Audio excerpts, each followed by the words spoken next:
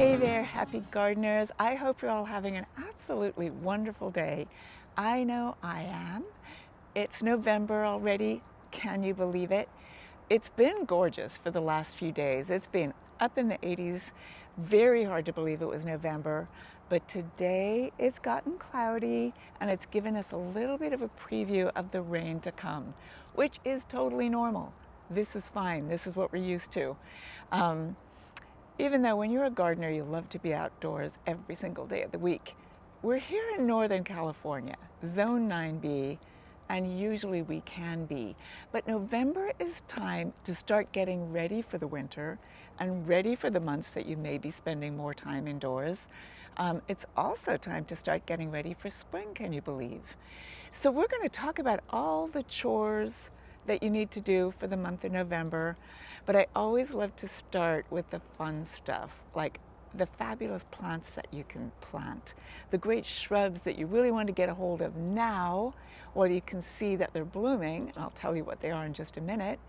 The bulbs that you're going to plant that'll pop up in spring and make you so happy, sweet peas, all kinds of wonderful ornamental plants that you can plant right now. And then there are veggies too.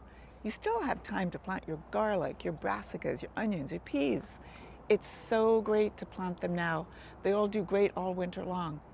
But I'm jumping ahead of myself. We'll walk over there in just a minute. Stay to the end. I've got lots of things to tell you. And it being November, every single nice day that it's not raining, you're going to want to be outside in your garden. I know I am.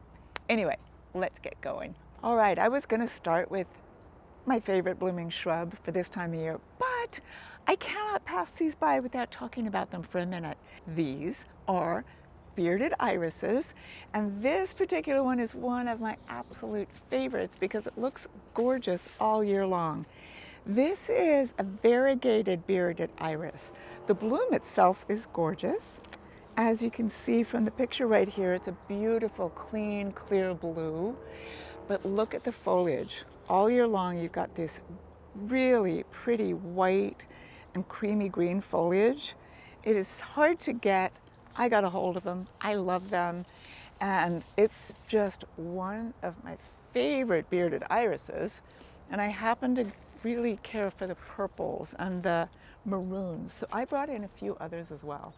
Right now is a great time to plant your bearded irises. It's also a great time to divide any irises that you have in your garden already. And we'll talk a little bit about dividing perennials in a bit. But what an iris likes is good, rich, well-draining soil to start with. I've found it does need gopher protection too. My garden for sure. They've pulled them here and there and they're popping up in weird spots. Regular water during the growing season. We're in November right now, and it's about to rain. You don't need to worry too much about irrigation till, February or March or something like that. But it's a great time to source them, great time to get the colors you've always been longing for. And I've got some amazing ones. That's my favorite, but La Scala is the other one I'm adding to my garden this year. Look at those luscious colors. I mean, look, absolutely stunning. So, more of those, adding this, and yeah, you can't get enough of bearded irises, really. Just imagine a whole stand of those in the spring. Totally stunning. All right, I just have to show you this.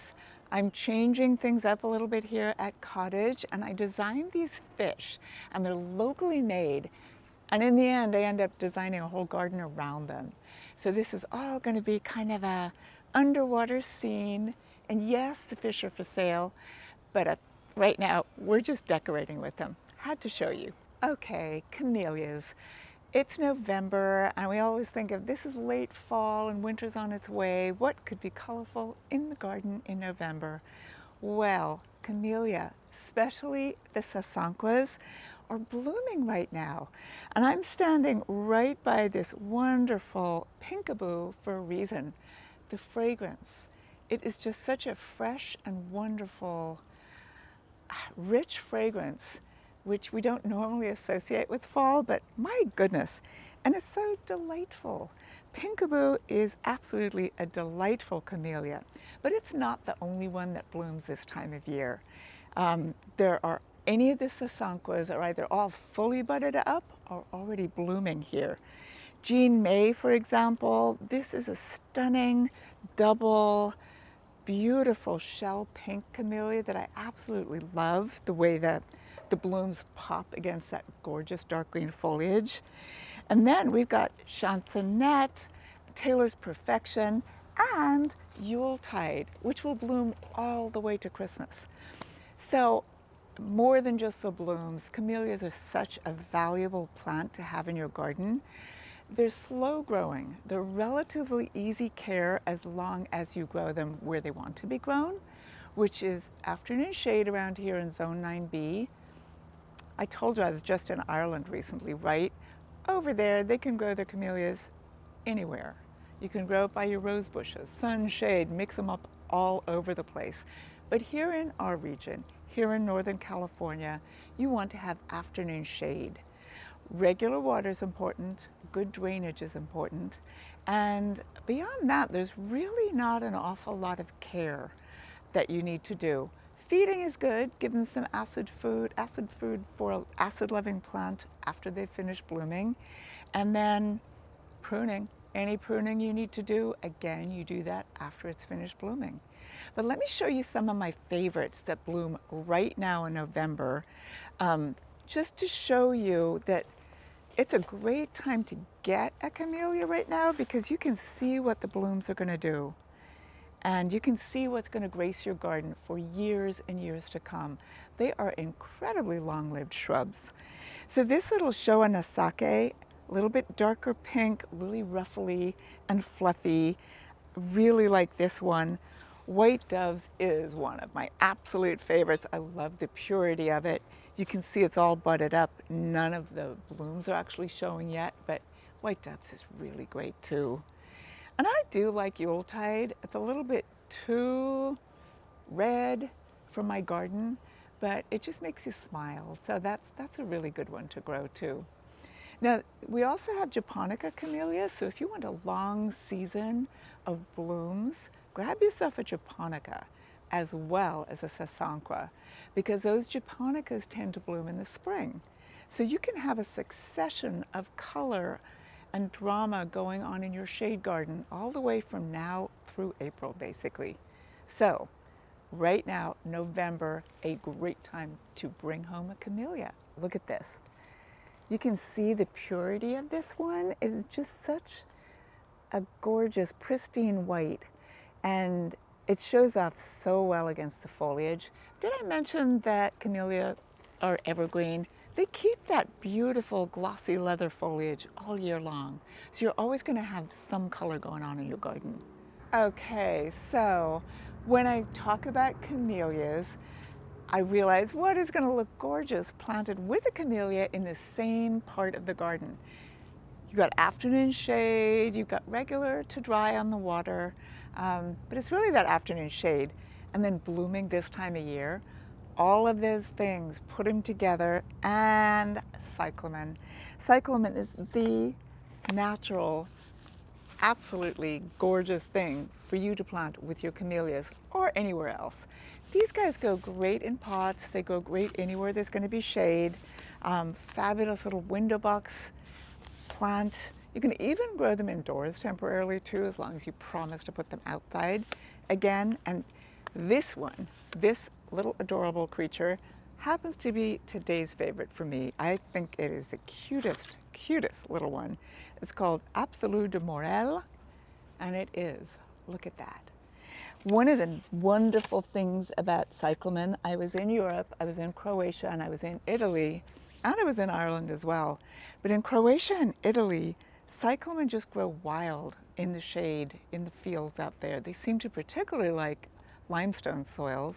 But just to see a whole field of little wild cyclamen is one of the coolest things absolutely ever. And this one here resembles the wild ones the closest in my mind, like in the ornamental field. But of course they come in whites. I love this because the foliage is also super intricate and veined and with silver all over it, and the little pristine white flowers. Can't you imagine this kind of underplanting the white dove's camellia I just showed you? I think it would be absolutely amazing. Or growing that camellia in a pot with these at the base of it, it would be stunning. Pick up that right pot and it's going to be just the most gorgeous entryway plant ever. So we brought in a little bit of red already because the holidays are approaching, but also this is a really nice red. This one is Métis Scarlet, and scarlet it is. It's just, and the flower is a very just petite little dainty side that really lets the foliage shine, really lets you see that. All right, another fun thing that you can plant in November that is going to give you color for months and months and months, doesn't mind the cold weather, is of course pansies. And pansies come in a whole range of gorgeous colors, a whole range of styles, and right now I'm kind of obsessed with anything fluffy and ruffly, and this particular color is great for November if you ask me. Here's another one I want to show you. This one is called Frizzle Lemonberry. I guess that's the best description you could possibly give such an adorable little pansy. And pansies are wonderful. They can be grown all year long just with simple deadheading. They're really more of a perennial around here in Zone 9B than an annual. But if you let them self-seed, they're going to pop up in your garden all over the place. And this one, the intense deep purple around the edges of the gorgeous lemon yellow and then the whiskers, it is one of those plants that just makes you smile. Just really adorable. So yeah, there are plenty of things that you can plant in the month of November. We're going to go over to the veggie garden now and talk about what vegetables and edibles you can plant right now. But before I even do that, if you can source fruit trees right now, it's a great time to plant them. The deciduous ones anyway. Of course, you can also plant a citrus or a lemon if you can find them, but you're going to have to be prepared to cover them with frost cloth the minute that frost threatens. We'll talk about that in a while too. Okay, let's go to the veggies. Here we are in the veggie department, and right now, this time of year, the soil is still warm. It is a great time to plant brassicas. And one of the most favorite things to grow in the garden are like purple cauliflowers.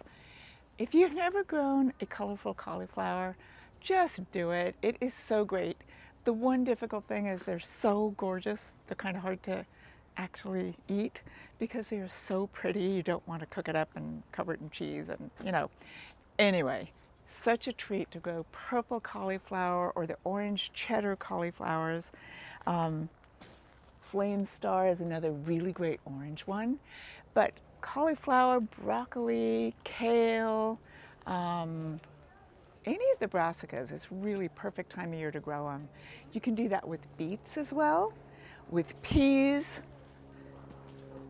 mustards, and something I really love, it grows wild all over the place at my garden. We got miner's lettuce, Claytonia. It's such a great flavor. If you've never grown this before, make sure you plant it far apart and let some of it go to seed. You're never going to have to plant it again, but it is such a great addition to any salads. The texture is really interesting.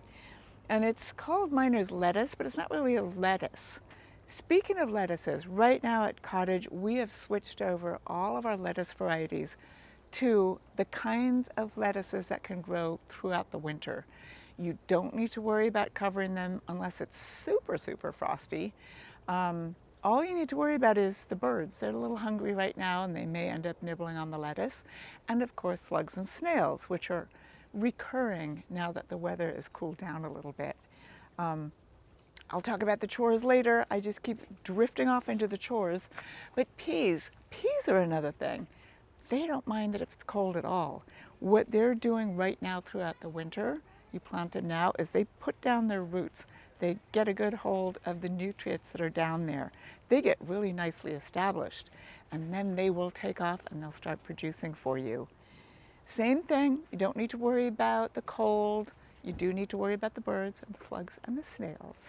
But the rewards, home-cooked peas, home-picked peas, homegrown, anything in the vegetable garden. It's just like nothing that you can get in the store, no matter how great the store is. Even the farmers markets, which are fabulous and fully need support, they pick their veggies maybe the day before to get them all the way to us at the farmers markets. You grow your own veggies in your own garden. You go out there in the late afternoon, pick your veggies to cook up that evening. The flavor difference is really something. And you know you've been in control of everything that's gone into the soil from the minute you brought those home. And if you buy your veggies here, they're all organically grown. Our veggies are great. You take them home, you grow them great. You're gonna have nothing but nutrients on your plate when you cook them up. So many herbs that you can plant right now too, and can you have enough parsley this time of year? Probably not. So grow both the curly types and the flat leaf Italian types. I find the Italian type really intense, which I love, really love that, but there's nothing like the curly for decorating and garnishing and all the rest of it. Chives and garlic chives, plant those right now. Cilantro loves the cold weather. And then your perennials like oregano and mint, of course you can plant those now too. And your thyme and your rosemary, none of those mind being cold. So something I wanted to talk about was French tarragon, which I could not grow enough of this year. Did my best. If you're growing French tarragon already, prepare for it to go dormant pretty soon. Mark where you've put it and don't dig it up over the winter. A lot of people think they've lost it permanently, like it's a basil or something, but no, it's still there and it's going to come back next year. Speaking of basil, too late to plant basil right now. It is not going to like the frost. So just stick to those cool weather loving herbs and your garden will be happy. It is still time to plant your garlic. I always think it's great if you like strong garlic, pick a variety that has a strong flavor. Inchelium red is pretty strong. I think it's great. I cannot eat an awful lot of garlic, but I really do love the smell of it. So Inchelium red is one that I love to plant, and I use the greens of it rather than the whole cloves. Purple glazer is another one that is very, very cool. And it's just, anyway, I could talk about garlic forever, but November is a great time to plant it. Plant it ahead of a rain, and then you don't even need to water it in. What garlic likes is, again, good, rich, well-amended soil. You don't want too much nitrogen in there, just have it nicely balanced. And the well-drained is important because you do not want it rotting out before it gets to produce that nice big bulb that you're aiming for. Now, garlic takes quite some time to go from planting day to production, so set aside that space. A half wine barrel is a really great idea if you're short on space, but just a part of your garden that you're not going to need until at least next June. That's what you're going to do. So if you've never grown garlic before, what you do, you get one of these, you break it up into all the individual cloves of the garlic head, and then you plant them 4 to 6 inches apart in your garden. Cover them up. You want to plant them about where the little top is about 1/2 inch to 1 inch deep. Cover it up, sit back, watch for the little green sprouts, and next May, June, or July, you're going to have some garlic. Okay, it's a great time to plant your spring blooming bulbs. You want to get them in now before it gets too cold and let that winter's chilliness chill them nicely, and then next spring they're going to take off. So plant daffodils, plant tulips, plant your ornamental onions. Those things are incredible when they get going, and the bees adore them. Freesias, oh my goodness. If you love growing cut flowers of any description, planting some really pretty double white freesias is like vital. You really need to do that. And then I always like to plant the Dutch irises. They're such a surprise, and they're just so fabulous every time they come up. So tulips, daffodils, freesias, irises, alliums, and anything else you find right now, plant your spring blooming bulbs. And speaking of bulbs, it is time to get your paper whites. They are really good for forcing indoors. These guys, you can see they are ready to go. They're already sprouting, just sitting here on display. So get your paperwhites now. I think they're going to be blooming in time for Christmas. Before we move on to chores, I want to remind you to plant California poppy seeds right now. This is the time. It's ahead of the rains by a day in this case. It's going to start raining tomorrow. But do it in a little bit of a dry patch and let the winter rains and fall rains water them in. Next spring, you will have a whole field of poppies. It will be fabulous. All right, as for chores, there are definitely a number of chores that you should be doing in your garden in November, starting with cleanup. Get all those dead leaves away from underneath your rose bushes, underneath your fruit trees, underneath anything. Clear away all the fallen leaves because those fallen leaves are perfect hiding places for bugs of all description. Your earwigs, your sow bugs, all those little creatures, slugs and snails. Everybody really, really likes to hide out underneath there and then creep out at night and nibble on your plants. Now, those leaves should go in your compost pile, of course, or, there's various ways to do the composting. It's definitely worth keeping and recycling in your own garden. But you want to really make sure that you've removed all the hiding places you possibly can, and any especially if you've had a fruit tree that's had some trouble and there was a fungus or something like that, you want to get that gone because you don't want those fungal spores to overwinter in your garden and just take off again and infect your trees. Speaking of trees with fungal problems, around here, peach leaf curl is a major big deal. It is a pain. So particularly, you're going to really take care of those peach trees. You definitely want to remove all the foliage from any peaches or nectarines. Get it gone. You can put it in your compost bin, or you can bury them deep, or you can just do something away from your peach leaves and your nectarines, because you don't want to perpetuate that disease problem. And towards the end of the month, if you're a sprayer, that's when you're going to want to start spraying. Okay, slugs and snails, they are coming back. The weather's gotten cooler and they love the weather, they love the moisture. So start keeping an eye out. I've started noticing various slug trails, snail trails, so I know their numbers are increasing. So for a quick fix, Sluggo is great, but I also did a video with various home remedies that you will find right here. So have a look there. Other chores that you're going to want to do right now, divide your overgrown perennials. Big clumps of perennials that are not performing as well as they used to. It is time to start thinking about digging them all up and dividing them, which is a great way of getting free plants. So do that.